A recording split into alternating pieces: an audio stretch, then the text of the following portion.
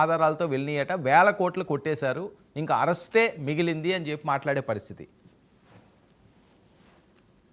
Sir, YSR Congress party అధ్యక్షులు YS Jaganmohan Reddy గారు 5 సంవత్సరాలు ముఖ్యమంత్రిగా ఉండగా ఎక్కడా కూడా లిక్కర్కి సంబంధించినటువంటి ఎక్కడా కూడా ప్రభుత్వమే నడిపింది, కానీ ప్రైవేటు పరంగా వైఎస్ఆర్ కాంగ్రెస్ పార్టీ కార్యకర్తలకు నాయకులకు దోచిపెట్టే విధంగా ఎక్కడా చేయలేదు అనేది ఒకటి ముఖ్యంగా గమనించాల్సినటువంటి అంశం. ఖచ్చితంగా ప్రభుత్వమే అదంతా కూడా నడపడం జరిగింది.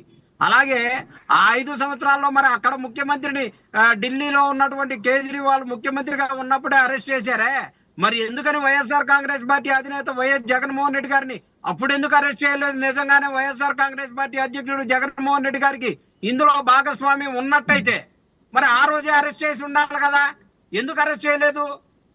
కేవలం ఈ రోజు వైఎస్ జగన్మోహన్ రెడ్డి గారి ప్రజాబలం పెరుగుతా ఉంది. ప్రజలందరూ కూడా చంద్రబాబు నాయుడు గారిని, కూటమి ప్రభుత్వాన్ని, ఉప ముఖ్యమంత్రి గారిని ద్వేషిస్తున్నారు కాబట్టి ఈ రోజు జగన్మోహన్ రెడ్డి గారి మీద మరక పూసి కక్షపూరితంగా ఏదో రకంగా జైల్లో వేయాలి, రాబోయే రోజుల్లో ఆయన కార్యక్రమాలకు వెళ్తానన్నాడు. వీటన్నిటి ఆ ప్రజా మద్దతు చూస్తే ఆగలేము అని చెప్పేసి వీరు అనుకుంటున్నారు. కాబట్టి ఇది ఒక్కటే ఉదాహరణ సార్, ఇలా కోర్టులకి బీపీ తెప్పించినటువంటి పరిస్థితి ఆంధ్రప్రదేశ్ లో కాదు సార్, భారతదేశంలో కోర్టులకు బీపీ తెప్పించినటువంటి ఏకైక ప్రభుత్వం ఆంధ్రప్రదేశ్ ప్రభుత్వం. ప్రజలు బీపీతో ఉన్నారు సార్.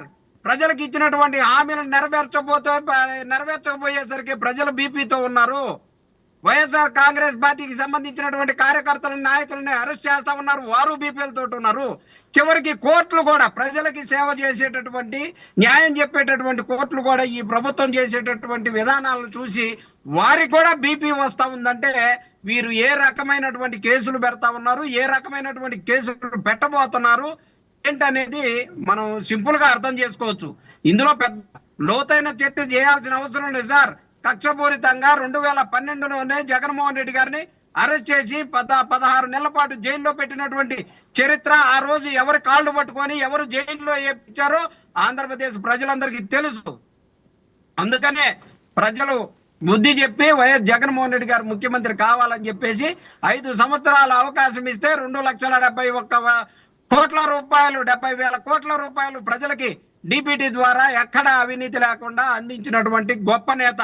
అలాంటి గొప్ప నేతని ఇలా అరెస్ట్ చేస్తారంట, రేపు అరెస్ట్ చేస్తారంట, లేకపోతే అవినీతి అంట, పార్లమెంటు స్థాయిలో అడిగించే పని, కడిగించే పని చేస్తా ఉన్నారు.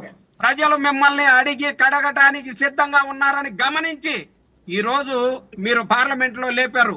డైవర్ట్ పాలిటిక్స్ కి పెద్ద కొడుకులు సార్, నేను మొదటి నుంచి చెప్తా ఉన్నాను. వీళ్ళు డైవర్ట్ పాలిటిక్స్ కోసం కావాల్సిన ఏర్పాట్లన్నీ చేసుకున్నట్టుగా అనిపిస్తా ఉంది. ఓకే, కొడాలి నాని ఇష్యూ ఏంటండి? ఏమైనా అప్డేట్స్ వచ్చినాయా? ఏమైంది సార్? మా నాయకుడు కొడాలి నాని గారు నిండు నూరేళ్లు ఆయుర ఆరోగ్యాలతో ఉండాలని కోరుకుంటా ఉన్నాం.